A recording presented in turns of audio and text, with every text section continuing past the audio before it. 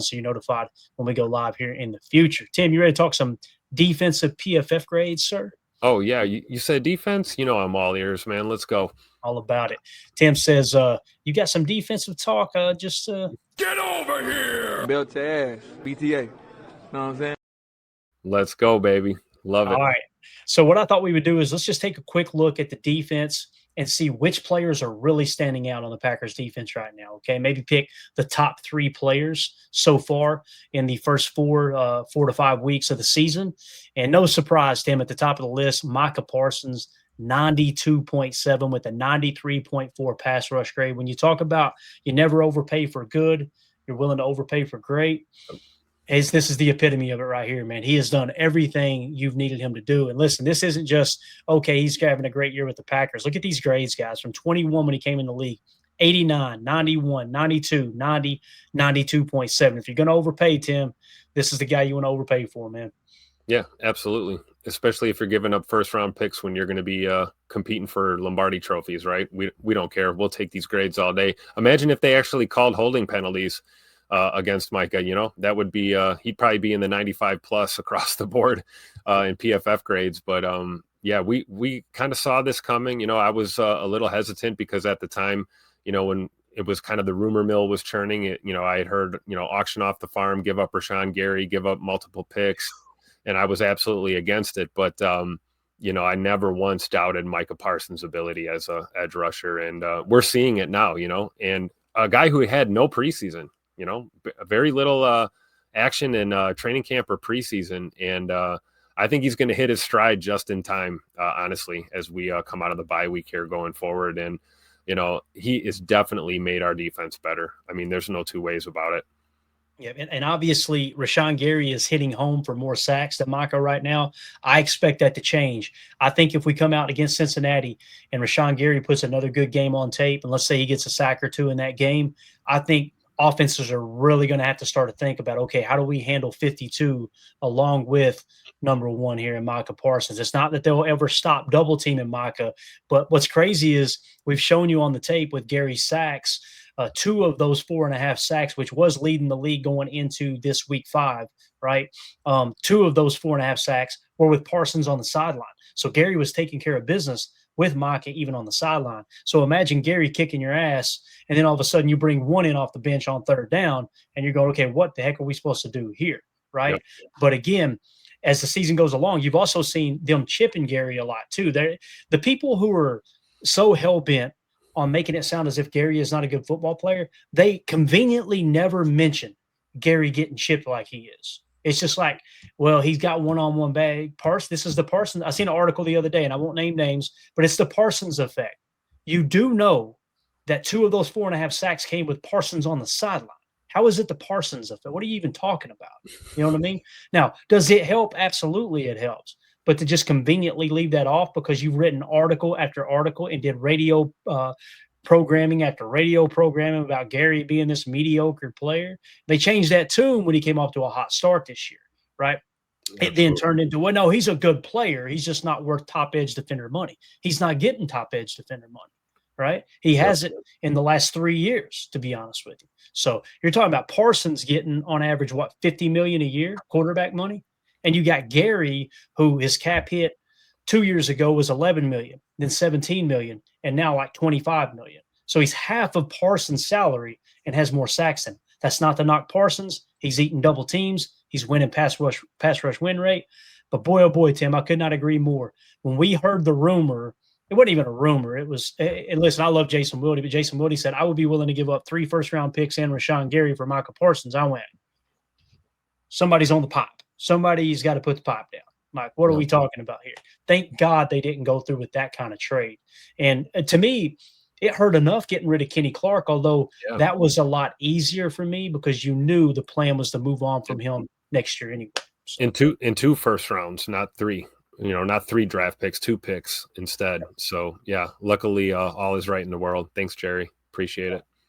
And then next on the list here, Isaiah McDuffie, 77.0. His run defense grade, 79.0. Now, keep in mind, guys, only 70 snaps, but boy, what a blessing it is to have Isaiah McDuffie on such a small contract. You know, I mean, this dude has done everything you've asked him to do. He's been a special teams contributor as well. And you see he's having the best year of his career. Now, listen, if he had, 200 snaps already, that grade's probably significantly lower. But, man, it's just nice to know you can roll him out there. In my opinion, Tim, it seems like Isaiah McDuffie has played so damn good that it's keeping Tyron Hopper off the field. You know what I mean? I agree with that 100%. I've always loved Zay McDuffie, man. Blue-collar linebacker. Whatever you need done, he'll get it done. But yeah, you're right. You almost wonder at this point if it could be a progress stopper for a guy like Tyron Hopper not seeing the field, because you just can't ignore the output that you're getting from Zay McDuffie, and not even just, as a linebacker, but like you said, special teams, which has been getting a lot of heat lately, the special teams unit, but Zay McDuffie is a bright spot on the special teams unit for sure, on top of what he brings to the table as a linebacker. Yeah, no doubt about it. Next on the list, Keisean Nixon. Tim, Keisean Nixon, 74.2 with a 76.5 coverage grade. That overall 74.2 defensive grade, 15th best amongst corners. We've also talked about he was leading the league in pass breakups. So when you see statistics like that line up with PFF, and we show the tape on Chalk Talk, okay, this dude's having a hell of a year, man. Keisean Nixon, I rolled my eyes when he said, I want to be CB1. I'm like, okay, bub, you got to show me first. Boy, did he show me. He's having a hell of a year, man. You know why they call him K9, right? Because he's a dog, man, an absolute dog. And yeah, let's look at the PFF grades here, even just going back. I mean, he's playing his best football as a Green Bay Packer. 2021, he had a great year, but he's really hit his stride, I think, going into this season. We saw it firsthand at training camp. First guy out there, last guy off the field every single day at camp.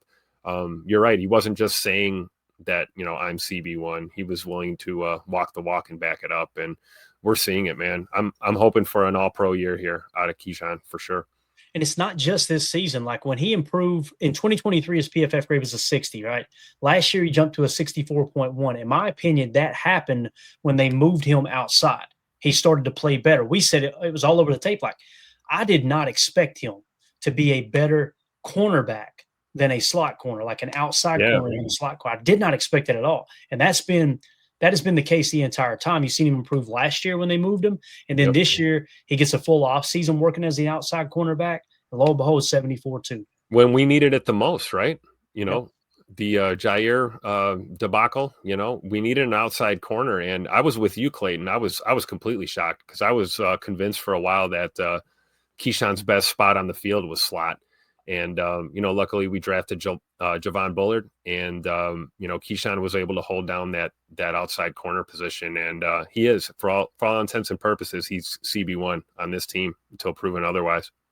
I'll tell you who's linebacker one right now, man. Edgerrin Cooper just continues to do it. 73.8. He's the 17th highest graded linebacker in all of football right now on 270 snaps. Dude's having another great year. Obviously, last year, 85.6. Tim, if the sophomore slump means you're grading out in the mid-70s, sign me up. This dude is a dog. And obviously, he put on a little bit of weight. We talked about that in the offseason. I think you haven't even seen his breakout games yet. I think those are coming. Those are coming any week now. We're going to look up and have an Edgerrin Cooper game like we seen in Jacksonville last year, right?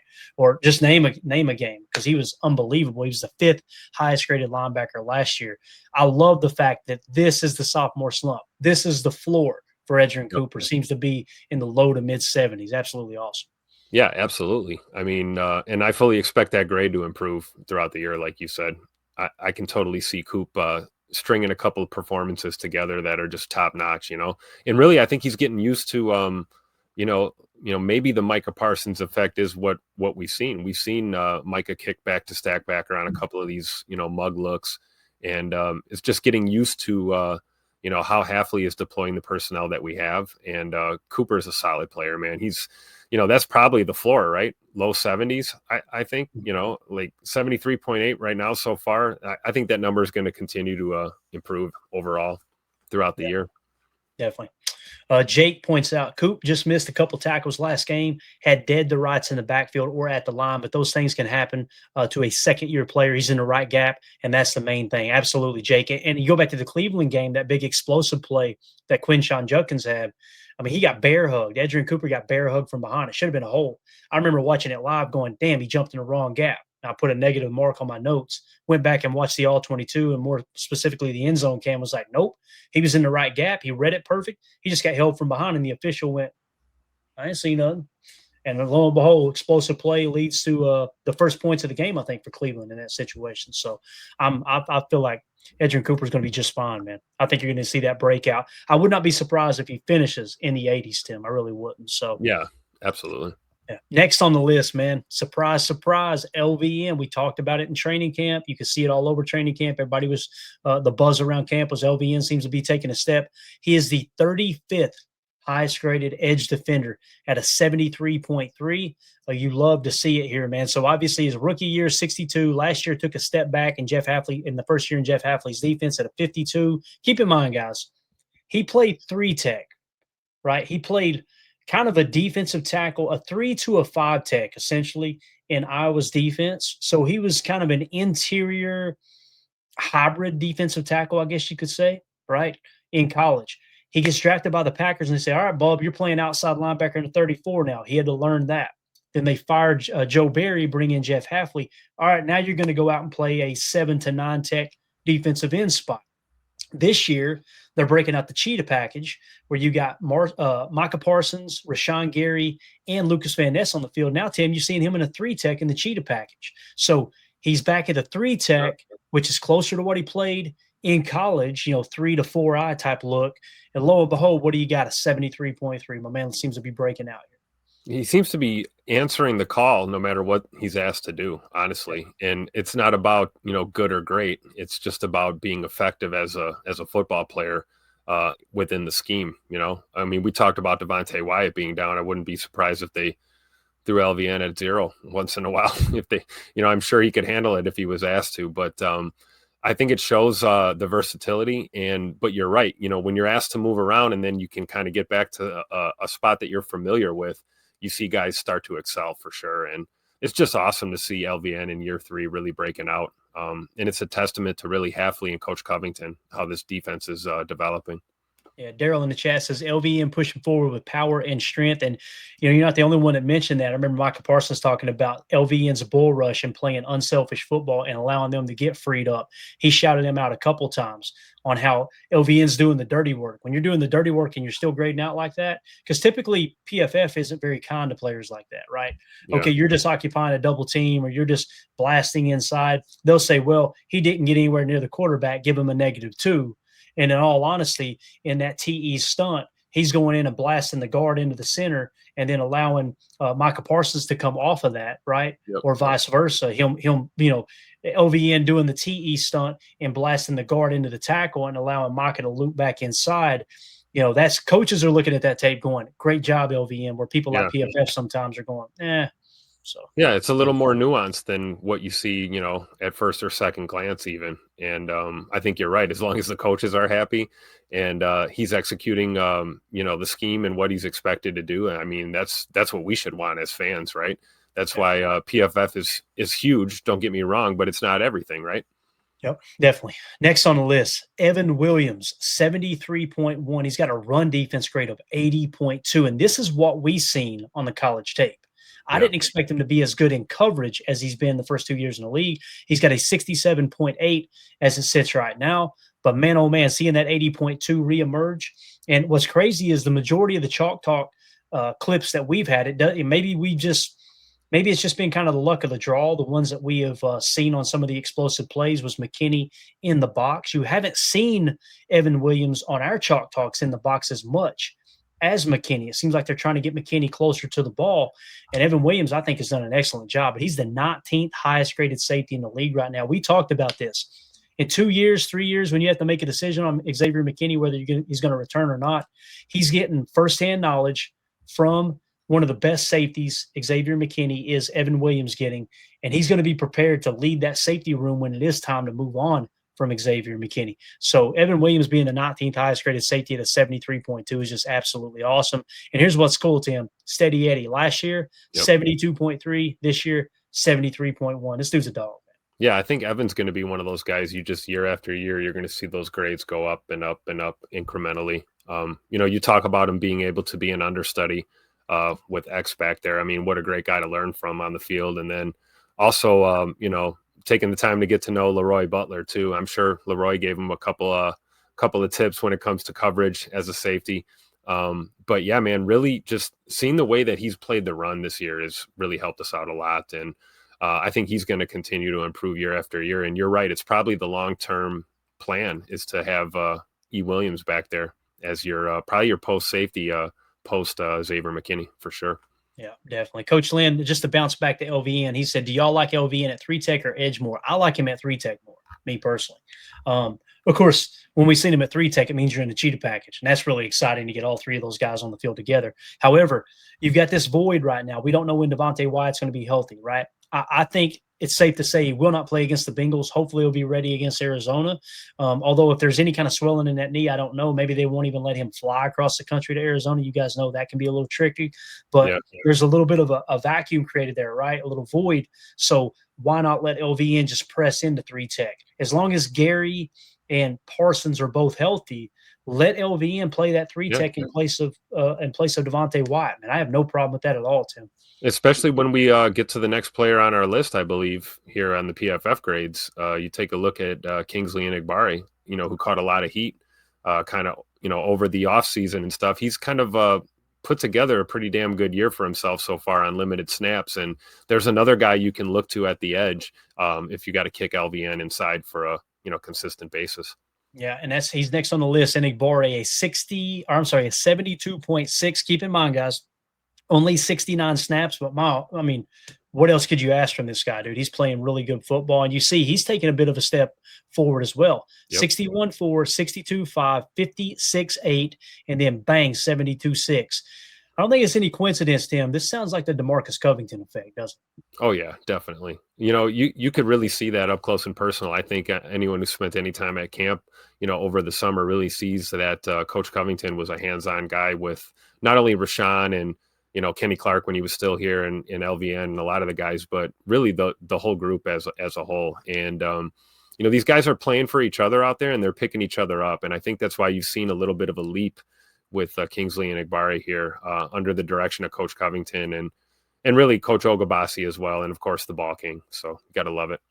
Yeah, I don't know if Enagbare will be back with the Packers next year. I think he's going to kind of outprice us because we obviously got a lot of money in draft capital tied up in the edge position already. However, he's going to make himself some money this year with the limited snaps he's got. Jen Wright says he's got a good teacher with Parsons and Gary. I think it's a great point. You bring in Covington, he helps raise the bar for everybody. You got Micah Parsons on one side, Rashan Gary on the other. You got LVN taking a step forward as well. Enagbare, this is the whole a rising tide raises all ships, right?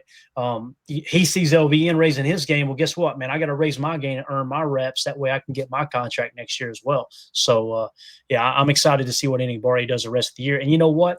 Lord forbid Parsons or Gary goes down for a limited amount of time with let's say they go down for a couple of weeks. One of them does with a hammy or something, right? Yep. I feel good about Enagbare being able to step in there with the way he's playing right now. So. Absolutely. All right, next on the list, it sucks that he's out, but Devonte Wyatt was having a breakout year. He's the 24th highest graded defensive tackle in the league right now at a 72.6, pass rush grade of 79.2. You love to see it. So, Tim, you had a 69, 59, 66, 72, another guy under DeMarcus Covington who's taking a step forward. I'm sure Coach Ogabasi has a lot to do with that as well. Absolutely. I mean, going back to camp, again, not to keep, beating a dead horse here, but he was probably the most noticeable, I think, to a lot of us early on, right, when it came to that defensive line group. We were kind of waiting on Devonte to really step up, and it's just sad he's dealing with this injury right now because he was primed for a breakout year. And I fully expect when he's back on the field, he's going to pick up right where he left off, much like every one of these other Georgia Bulldogs on this Packer defense. You love to see it, man. Obviously, we made the decision to make some changes there on the D line because we had confidence in guys like Devonte Wyatt. So, the sooner we get him on the field, the better. Hopefully they don't rush him out there though. I think we can hang on for a week or two until he's good to go. Right.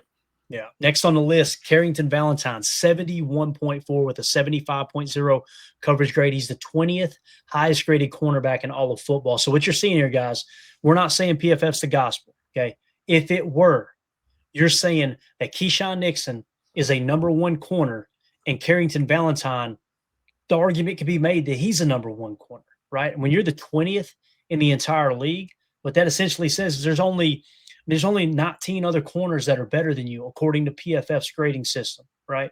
And again, let's say that they're being a little generous for him. There's no way you can make an argument that he's not a number 2 caliber corner, right? Our corner, I know people are worried about the cornerback room all of a sudden. I'm not worried at all. I think these guys are balling out. The one I'm most worried about is Javon Bullard with the 48.9. I'll look at that. I'll look at the coverage on tape, and that seems to align with the grade we got.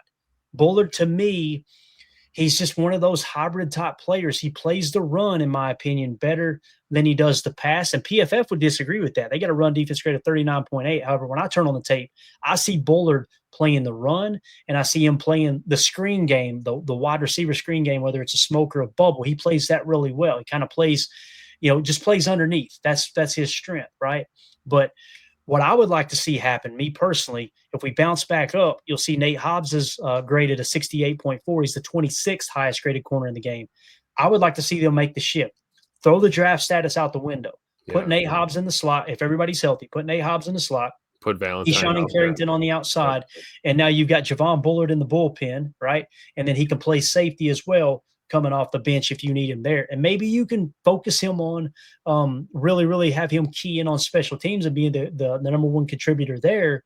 That way you can kind of control some of those long returns they've been getting here lately as well. I think sometimes you look up and go, 2nd round pick. No, we're not going to worry about him playing, specializing in special teams. Maybe that's the spot for him. I don't know. Maybe I'm being a little too hard on Javon Bullard.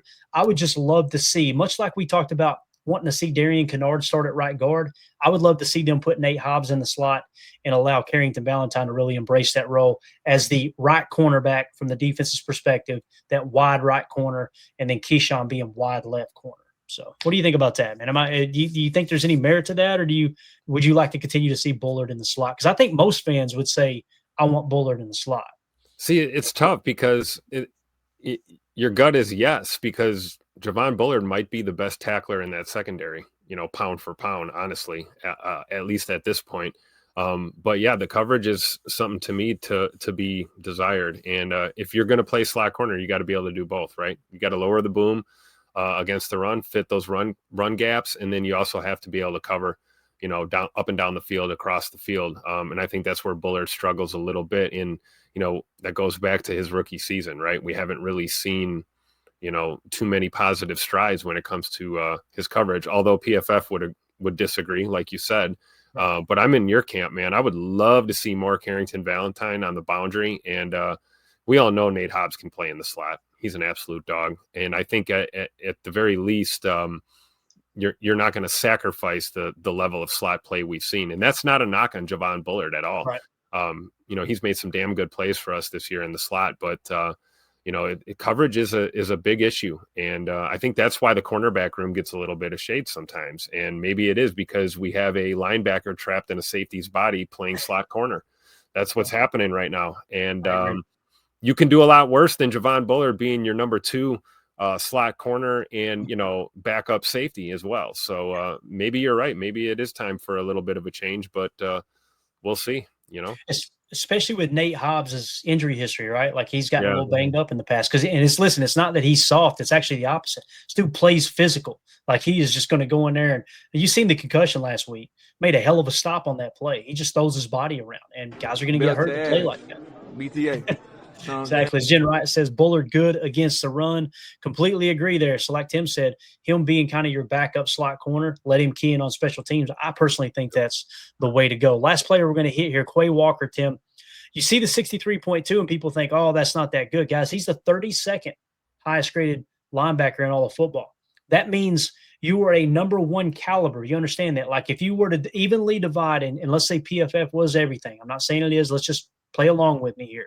You would say, okay, 31 teams, here's your stack backers. The 32nd team in the league, he would be the number 1 linebacker on that team if you drafted strictly from PFF grades alone. And the big thing here, Tim, is you're seeing an improvement.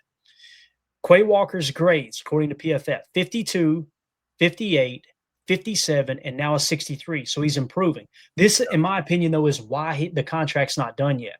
I think Quay is trying to hold out a little bit like, hey, let's get a little deeper into the season so I can continue to show you that I'm improving, so I can get a little more money. And I think Green Bay has a number on it right now that's probably not the number Quay wants, and they're going, sign the contract, because they see him starting to ascend. You know what I mean? And they know the price is just going to go up, right? Right. As he continues to put these performances together. But really, the tails end the tape with Quay. We talked about how great of a coverage backer he is.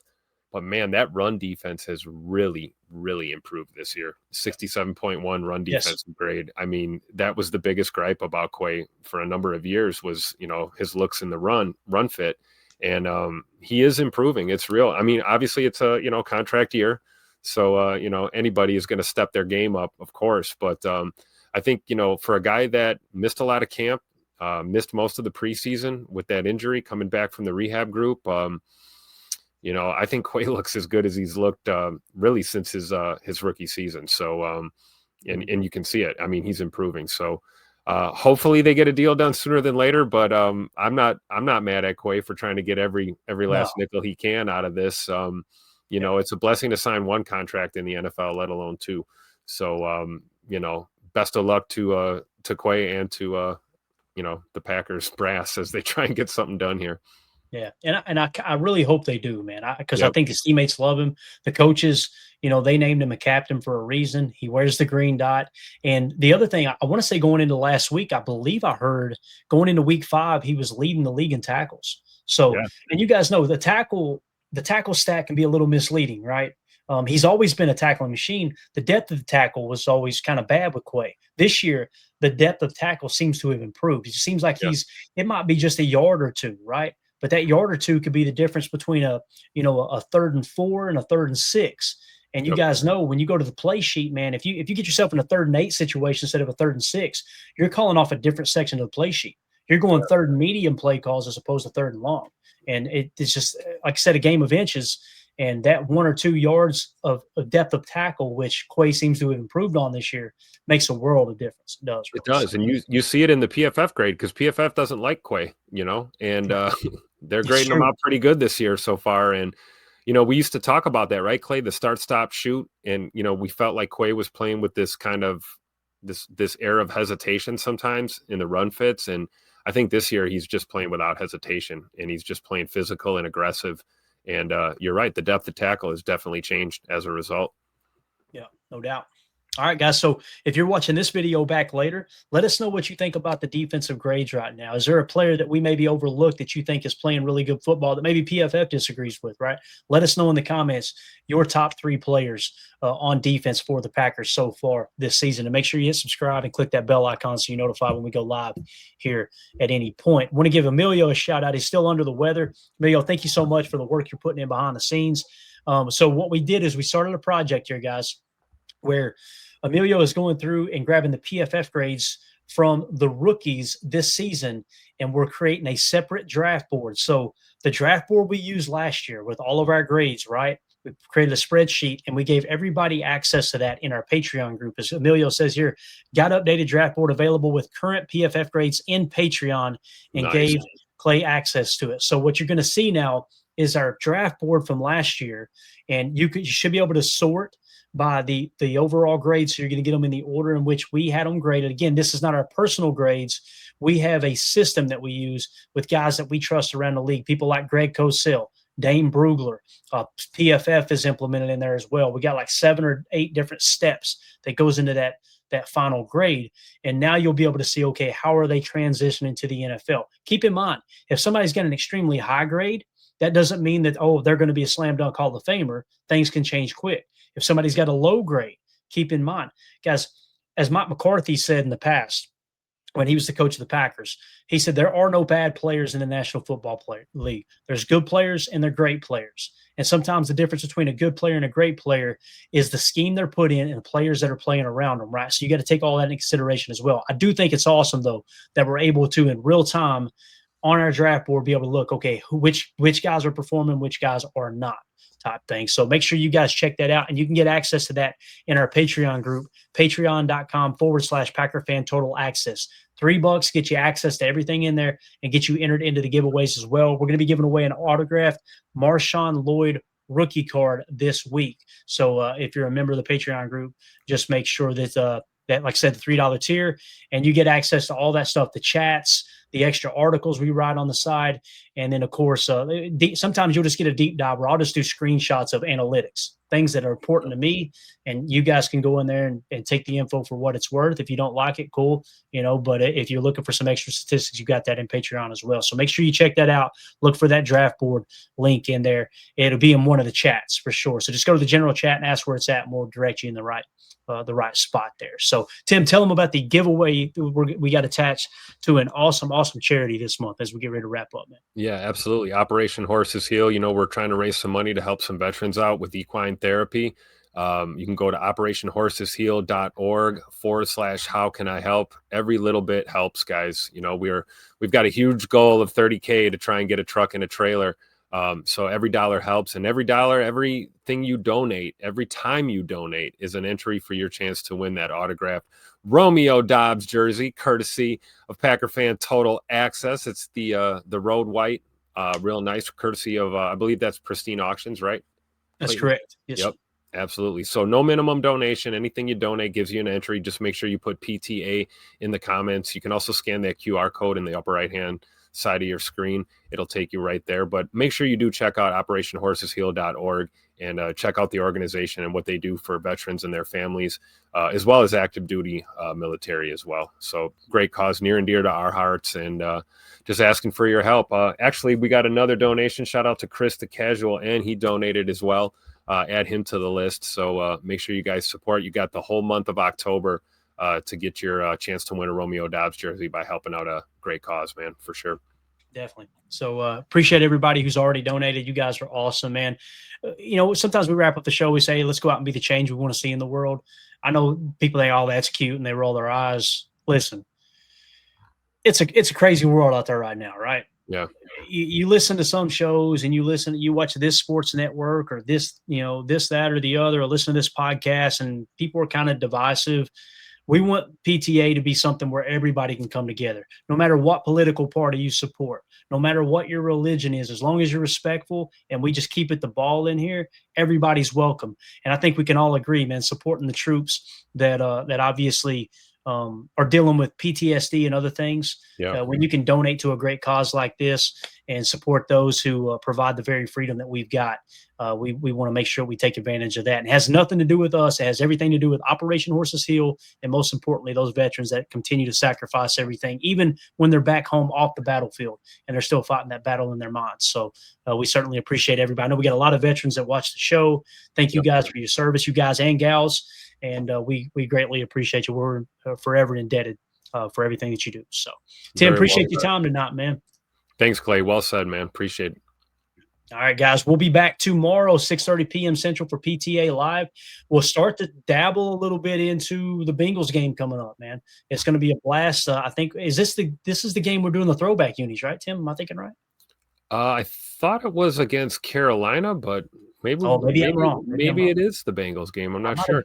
Gun there. We'll have that information for you tomorrow for sure. Somebody in the chat will go ahead and share that right now. I'm looking forward to seeing the leather helmets for sure, man. So, oh man, that's going to be awesome. I can't remember if it was the Bengals or the Panthers. You're probably more in tune with that than me. So, but anyway, guys, we'll be back tomorrow to start to break down the Bengals preview. I think that's going to be a fun game at Lambeau. I don't care who their quarterback is. There's some rumors though. Browning's been a turnover machine. Yeah. Tim, they're saying Sean Clifford might get the start in Green Bay. Oh boy, wouldn't that be fun? Oh boy, would that be fun? We'll have all that information for you all as the week goes along. Again, thank you all for making us a part of your evening. Hit that like on the way out, hit subscribe, and click that bell icon so you're notified when we go live here in the future. Everybody have a wonderful evening, and go Pack. Here we go. Bye, guys.